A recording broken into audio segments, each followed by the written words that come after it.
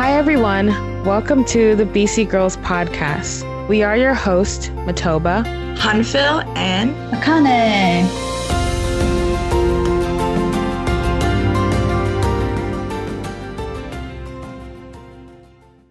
Moving on to the next question. Do you think women are equal to men today? Why or why not? And how do you see that reflected in our society? That's $1 million question because I don't have the statistics. I have to guess, right? I have to kind Right. of, From your point of view. Yeah. I don't have an official voice on that. Mm-hmm. But I would say, are we equal? I don't think we are equal yet. No, I don't think we have arrived. I can't see that because I would have to see. For me to say yes, we're equal, there has to be a certain amount or like a percentage of women who represent that, who feel they're equal or they're somehow respected. But however, I see them rising everywhere. It's like the quiet force is getting a voice, and that is being respected now because as this one gentleman said, maybe men have come to the end of their ropes in terms of bringing solutions to the table. And so more and more women are coming up into positions, in government and in science and media. And I mean, it's amazing women coming in. Also leaders of nations, they're like 24 right now currently, including in my nation. There's Germany, there's Angela Merkel, and you have Africa, you have in South America, everywhere there are women leaders coming in who really address things in a different way. And I'm actually also working with the International Association for First Ladies for Peace. And when we had our event, we could see that they are very differently, they look at their own nation differently from their husband, what they see. So these women are coming in, and maybe they can be an inspiration to you, the next generation, and to us. It depends also where you are, Let's go to Africa. I don't think women have that status, right, that we have here in America. We are very lucky. There's much more of a possibility that we can be seen as equals. And sometimes, I want to make that comment again.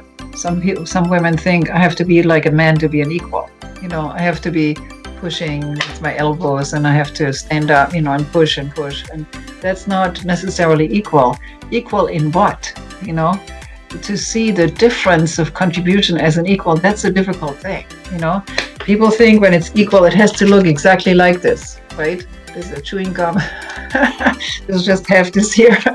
If I don't have exactly this box, I'm not equal.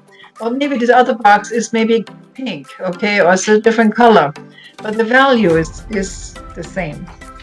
I was just trying to make a point here, because what do you mean by equal?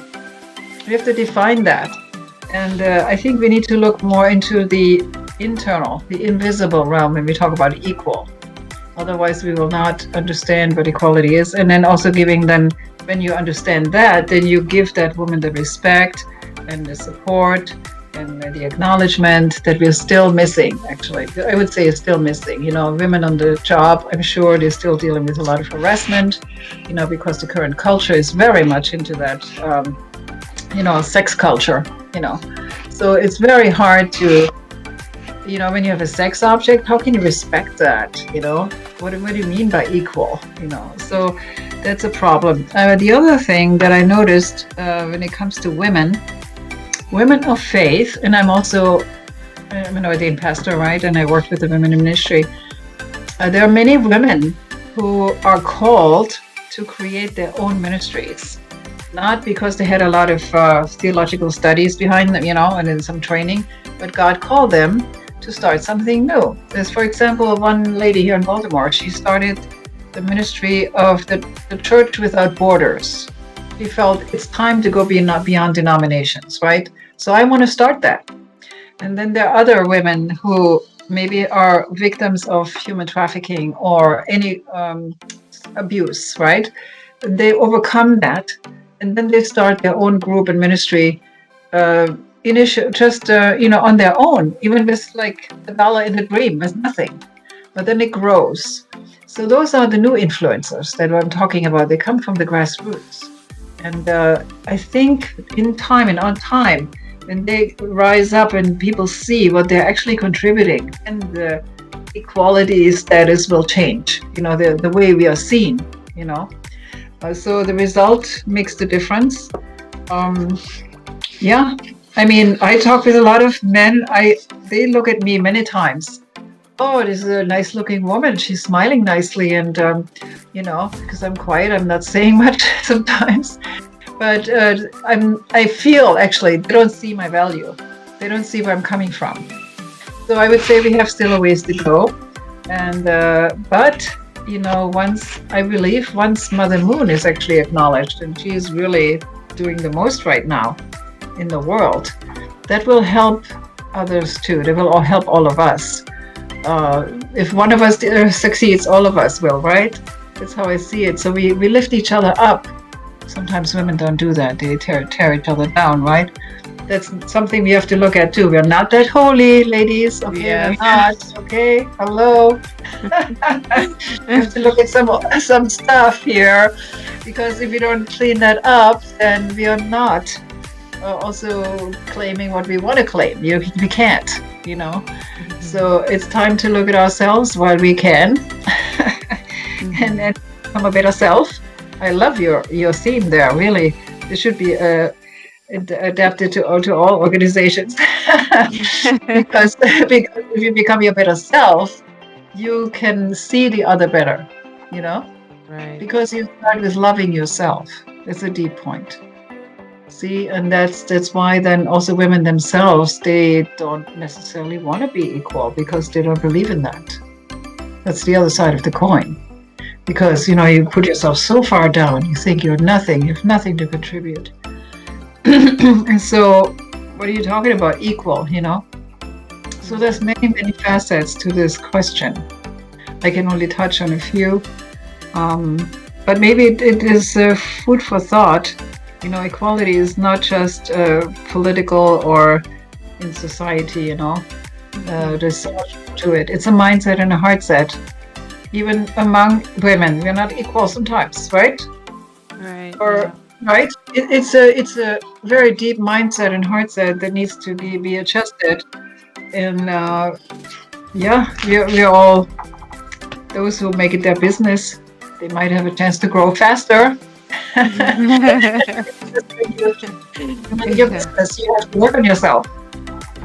And that's what I have been doing. That's one of my life, what do you call it? Motto, not motto is not the right word. My way. I always reflect on myself, what I can do better. So especially when you're leading other people, and I've led, my bio is actually, I have to thank God, first of all. These were not tasks I chose. They were given to me, and I grew through them. And I learned a lot, from other people. I learned about myself, all the big parts that I need to come, the fears that come with certain things, You have to know yourself so you can actually get better. You have to admit that too. Some people, they just pretend, The pretend world is not getting you anywhere. You got to be real. You got to be honest with yourself, and then say, yeah, I'm really lacking in this area. Can you help me out? Or what do I do to change? Not to be putting yourself down. Oh my gosh, it's never going to happen. That's not helping either. So, I have a lot to say because it's been my life.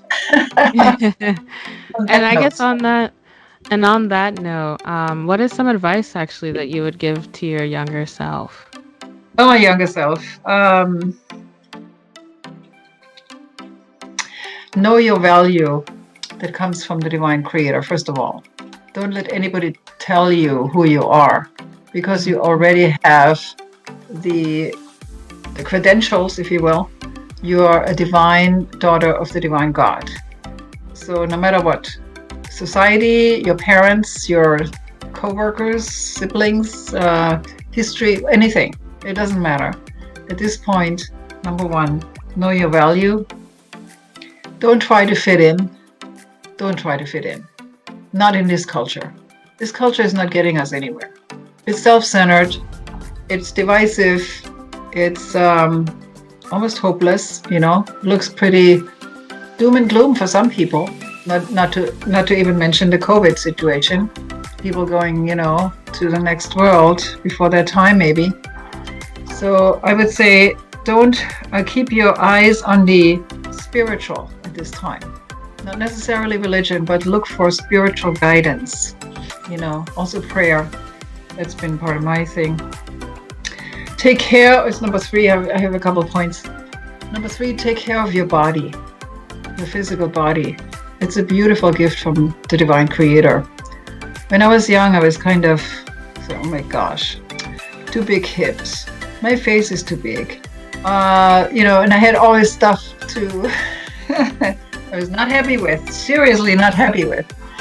Oh, I wish my face was more like narrow, like this, we can have certain hairstyles and all that. And yeah, and my mother always said, you should be grateful, you should be grateful. Yeah, right. You can't be grateful if you don't feel it. But now I am, actually. Now I thought, okay, I always looked so much younger than my age. And I thought, oh my gosh, I mean, they think I'm a student or whatever. Now I'm very happy about that, It pays off. So, but also I learned how to take care of my body in terms of loving myself, eating healthy food. That's loving yourself.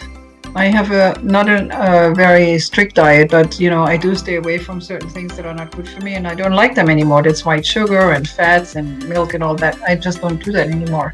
So many other foods to eat, and that also affects your spirit. Take care of yourself. Take time. Say no sometimes when people ask so much of you. Say no sometimes, and use your gifts, find your gifts, take time and see what is your gift, your talent, and use it for a higher purpose, I would say. That's what I usually say to our interns and the many young women that are coming now to Women's Federation, by the way. They want to, do something and say, well, why don't you consider investing that for the sake of peace? You're helping people, let's say in Haiti or so, in poverty-stricken areas or in slums or something. Why not do it for the sake of peace? And then for relationships, whatever your thing is. Or you're an artist? Well, create beautiful art to uplift others and give hope. And finally, just be open-minded, if possible. Don't judge the book by the cover, judge others or yourself. Try to look a little deeper, I teach that to our leaders. Before you make any judgment, look at the facts. Look deeper, do a little research on the person. Why do they behave like this? There's a reason usually. And I learned from women who've been like counseling in prisons that the perpetrator is also the victim. If you kill somebody, you must have had some really, really serious reason to do that, other than maybe mental issues. But, there's somebody was hurting you, then you hurt somebody else. So this is, and understanding doesn't mean that I suddenly, say, oh yeah, it's all good, they're all good people, not like that. But at least it gives us a perspective to have more compassion, and more patience with other people, and not judging them, but maybe rather think, what can I do to help? What can I help, someone to see themselves in a better, light and things like that. So these are just a few points that hopefully help you and help others, because they help me. So I'm just sharing what I'm doing. Yeah. And so we can multiply good practices, if that's it, right? And actually we should have another hour so I can hear from you what you do, how you would answer all those questions.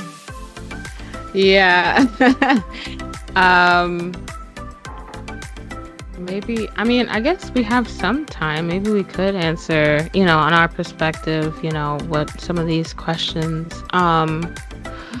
I feel like I think the first 3 questions we all pretty much did. But maybe I think the biggest one that I would like to hear, Akane and Handful, I'd like to hear your opinion on. Do you think women are equal to men today? Why or why not? And how do you see that reflected in our society?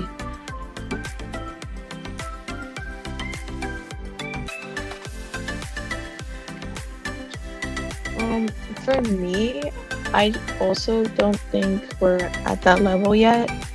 Just because, like, I feel like if you see a lot of the men in power already, there are some that don't even take the full respect of women. They're still putting them up, like, down upon that they don't deserve that full respect. And I don't think that's right, but they're in a different mindset or how they view it. But I feel like there's definitely a time where that will happen. We just, like what Sally said, that more women are more rising up to the table, and we're seeing more women in power. And I think that's especially important for the younger generation. I feel like if there's no example for the younger generation, it's hard for them to see their opportunities.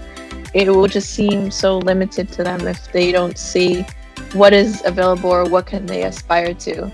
So having that, I think, is like really important. And I think for those women in power that are really doing what they can, especially being on the front lines, being in public, I think that's also like, I really would applaud them, because like that's taking a lot of responsibility and taking a lot of, not just for them, but how people are end up viewing them, so they don't just think, oh, I'm just doing this for me, but there's a whole lot of things going around. So I feel like we'll definitely be able to get there one day, and I really just want to pray and also contribute into that in my own way. Like, don't need to take a whole big step where it feels overwhelming, but like a small step with this YouTube and podcast we're doing.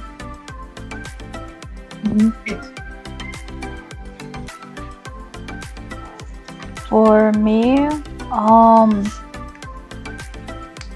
well, at this point, I guess slowly but gradually, we are trying to get equal, or men is trying to understand in this generation, I mean. And I feel like social media such as TikTok is making a huge impact on that. There was a trend where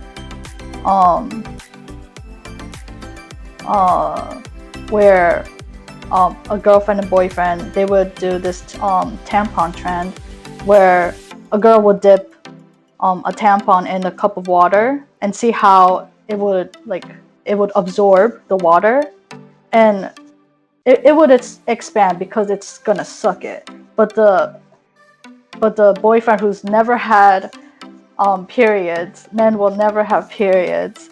So when they see that expand, the cotton expand, they were like, what? And like other I believe in Japan, there's this higher up person who recently was gifted a child, and he told, I guess, his office in a big room, saying that he's going to take time off to take care of the baby. And in Japan, since it's a male-dominated country, it's like everybody was like, what? And even like some of the people, like there was like a reaction video of like both men and women of different generation. They were like, what? He did that? And like, man, there was like this one man, business salary man, he said like how he let his wife take care of the kids, and he had like no part in it. He's just going to work and making money, pretty much.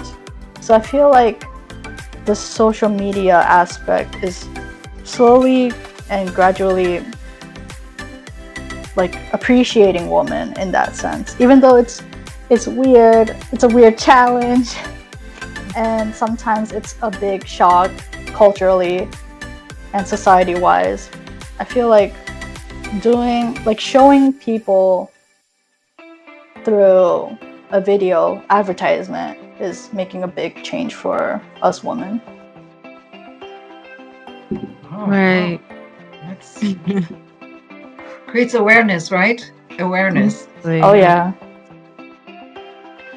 Yeah, definitely. I think through social media, both men and women are becoming more aware of women's issues, and a lot of other things too. But I think, social media could be used in that way for good, to really highlight, at least for this topic, since we're talking about women's history, to highlight, the things that women go through, things that, maybe within a family, women don't necessarily share certain things, but with their brothers or with their father. But at least through social media, these, men, they, can see what women go through, Of course, they have their sisters and, personal examples, but sometimes it's not always the most comfortable to talk to your brothers about something that you're going through. So at least through social media, they can get a glimpse, and they can become more aware of these things. And I guess for me, I think that women are of equal value to men, but we are not equal in our societies. If you look at it from like a God-centered view, we have all the same value, right? But we started off on the wrong foot, and because of that, in our society and, just the general overall history of women, how we've progressed in our society, we've had to really start from the bottom. And, now we're seeing more women who take control of their lives. They are the breadwinners in the family, and that was never a thing. And we see them, making decisions for themselves, not having to, not necessarily having to rely on a man to make, every single decision for them. And so we're slowly getting to the point where we can have more ownership of ourselves. We can have more identity, have more of an identity, and really pave the way for ourselves in today's current society. And of course, I'm an American, so this makes sense here in America, but in other parts of the world, it may be a little different. There's still more progress that needs to be made. I remember in middle school, or I forget exactly which year this was, but I remember in middle school, there was a news that broke out about women in Saudi Arabia finally being able to drive cars, and, growing up in America, like, that's normal, right? But I guess in Saudi Arabia, they weren't able to, have that freedom to learn how to drive. And still some parts of the world, women are not receiving the same amount of education or the same amount of health care, So there's still, issues that need to be addressed. But, slowly we're, progressing. We're getting there. And I think hopefully during my lifetime, it'll be completely different. Like when I turn 70, it's gonna be so completely different from when, I'm growing up now. So yeah, I'm excited to see what the future holds. By the way, if I can say this, there is a very important event coming up, since we're talking about the Commission on the Status of Women, right? That happens every year in New York. Now it's all virtual. And this year, they allow thousands and thousands of more women can participate because they don't have to come from Africa and from other countries. And the Women's Federation International is having a special event that's very unique, never happened before. It's a first. You must have heard about it. And that is when we have 3 former First Ladies speak on a panel of next generation young women leaders about the issue of this is Resolution 1325, which is the equality of men and women, and that is happening online for the first time. The women can come together with top leadership and the next generation. March the 19th. I can send you the link if you want to. We're inviting all of our leaders, women leaders that we know, because that can be a begin of a new movement, for the next generation as well. So I've met some of these young ladies who are going to be speaking.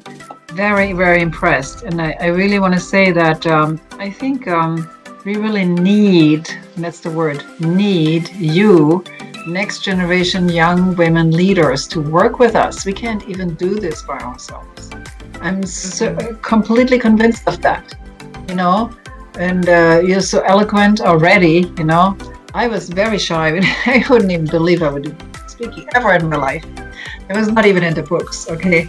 But already there, like running this show here and having some comments. So please, let's do it together. Let's really make a change and impact the world. We are now in a point where we've never had the opportunity like this because of also Mother Moon, because she's opening the way and the door for us to make an impact. That's amazing.